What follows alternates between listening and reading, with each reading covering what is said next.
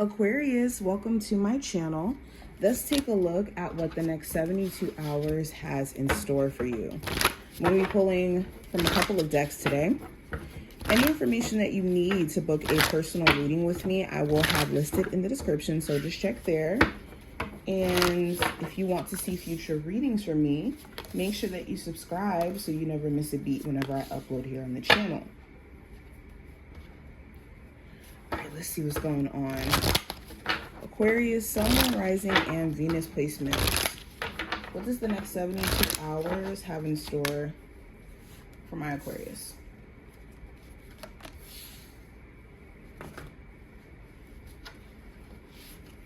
Next 72 hours. What does this time frame have in store for Aquarius, Sun, Moon, Rising, and Venus placements?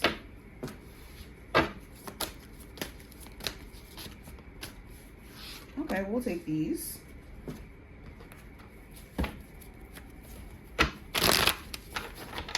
Aquarius, Sun, Moon, Rising, and Venus placements.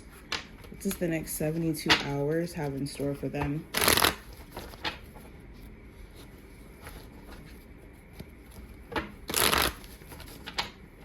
All right.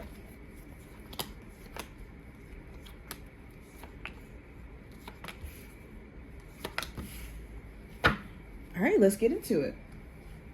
So we're going to start off with the spiritual messages for you guys. So first card we have, it says, no feeling is final. Everything passes. So the advice from your spiritual team, don't let temporary feelings or emotions throw you off, make you make permanent decisions, or make you feel like you're just in a vacuum of doom, or all hell is just going to continue to break loose and nothing will get better. Okay, no feeling is final and no situation is final. So the key is to make sure we're not making permanent decisions in the midst of feeling these ways or in the midst of certain situations, so that it doesn't become permanent or it doesn't leave permanent lasting effects. So stay away from more of the intense emotions and what they may make you want to do, like frustration or anger. Those feelings will pass. We also have, it says, every day is a new beginning. So your spiritual team wants you to know every day you get a chance to restart, okay? You always get a chance to make your life look different than what it looked like yesterday. The only thing that holds us to our past is us and the fact that we remember it. So understand that you have a chance every single day to flip the script, flip the narrative. If you're not pleased with it, you just have to take that liberty on and not punish yourself for your past being your past. Now, let's go deeper into the oracle cards we have here. We have Rainbow, which represents hope. We have Anchor, which represents stability. These cards. We have Tree, which represents ancestry. Cowrie Shell, representing abundance. Love that. We have the base chakra. Ooh, success and growth. We love that as well. So three cards talking about abundance for you guys. We have deeper insights are at hand. Your overall plan is good, but the details need work. Reflect before moving forward. And last oracle card we have, your loved ones are safe. Let go of your fear and worry for your loved ones. I am looking after them.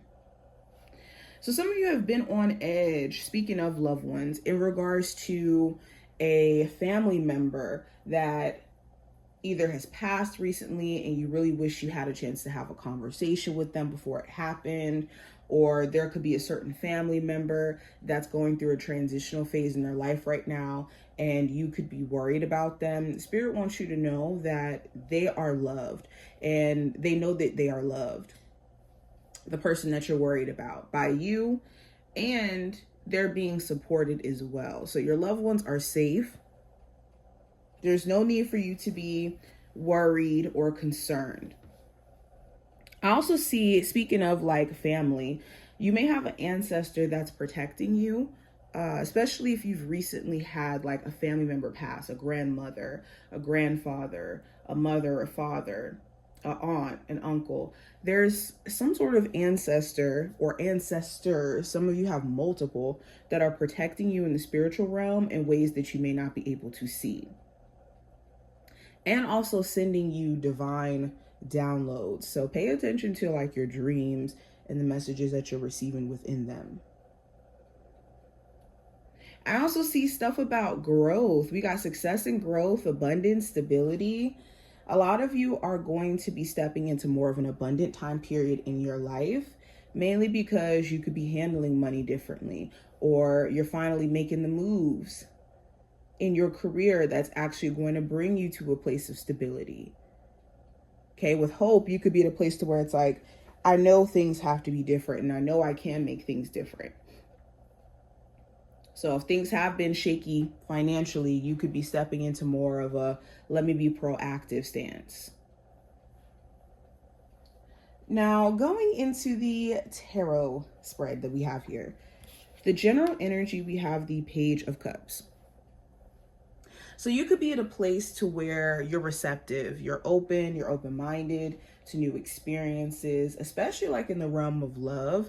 Some of my Aquarius, you have been like waiting to see where things could potentially go with a new person that you're interested in or you could have a crush on, or someone who's been trying to pursue you and showing you through like making initiatives to go on dates, reaching out to you that they're interested.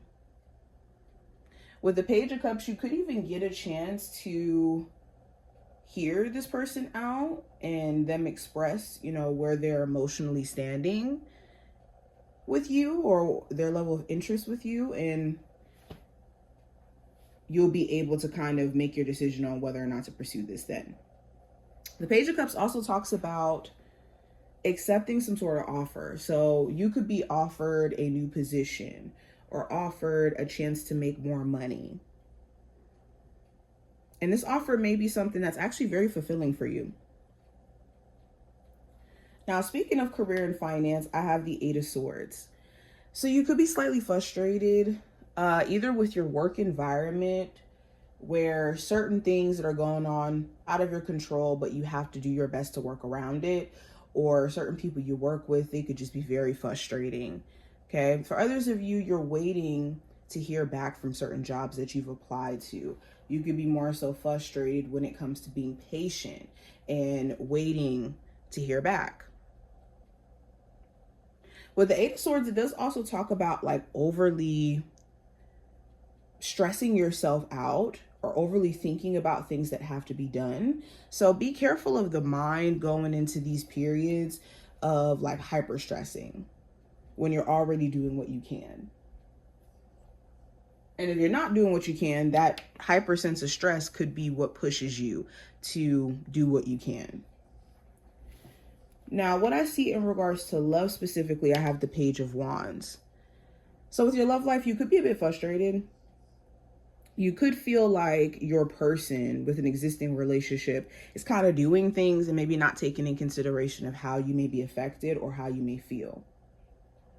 For others of you, it's not frustration in the sense of like your person's actions. It's more so like frustration in regards to like the intimacy. Things may not be as intimate as it used to be, or the things that your person used to do to spice up the relationship, or things you guys used to do to have fun. Things may just be a little bit too tense where you guys aren't doing that anymore.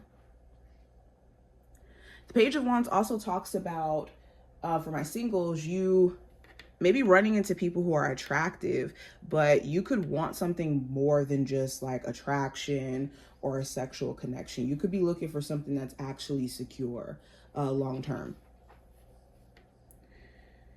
The Page of Wands does talk about there being like a heated debate. So a conversation could get a little too heated with the love interest, especially if this is an Aries, Sagittarius, or Leo.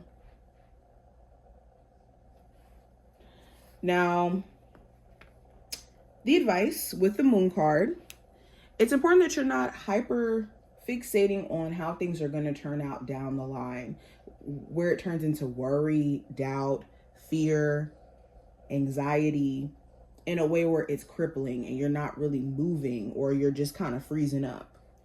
The Moon card also talks about secrets. So if you know someone is like notorious for lying or notorious for being sneaky, this isn't a time to just be writing it off and being like, okay, well, this person's a liar, let me just let them back into my space so they can just keep lying to me.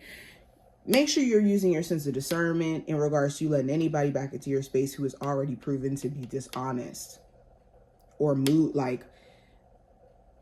or really negative as well, where they're like creating doubt around plans that you have for yourself. Now, the possible challenge you may run into with the Five of Wands, the challenge may be other people and their drama affecting you, whether there's a love interest, whether this is, work drama where people are trying to include you, or family drama where people are trying to include you. Or with the Five of Wands, you could have somebody around you who you care about, and they are just a package deal when it comes to issues that they may have. You may have to, put up with the fact that, if you want to date this person, they have a tumultuous family relationship. So that's going to affect you guys. Or this person has went through some things in their past in terms of people they've dated. So now they could kind of project those issues onto you, and this could be a challenge. For others of you, the Five of Wands, let's talk about competition or people being in low-key competition with you. So this could be at work, in any area in your life, but there could be this air of competition. Now, the outcome for this time frame with the Hierophant talks about committing yourself to a bigger goal and committing yourself to also like spiritual maintenance stuff. If you are like a very spiritual person, and in order for you to keep your equilibrium or to keep your balance, you have to do certain things like meditate, read tarot, pray. You could be doing things along the lines of spiritual maintenance and just committing yourself to overarching goals that you have. The Hierophant also talks about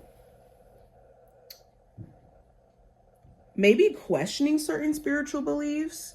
You could have a moment where you're starting to either redefine your spiritual beliefs or your religious beliefs to some degree. But this is what I see. I hope that this was helpful and to give you insight. If you enjoyed, definitely thumbs up the video, and I will talk to you in the next one.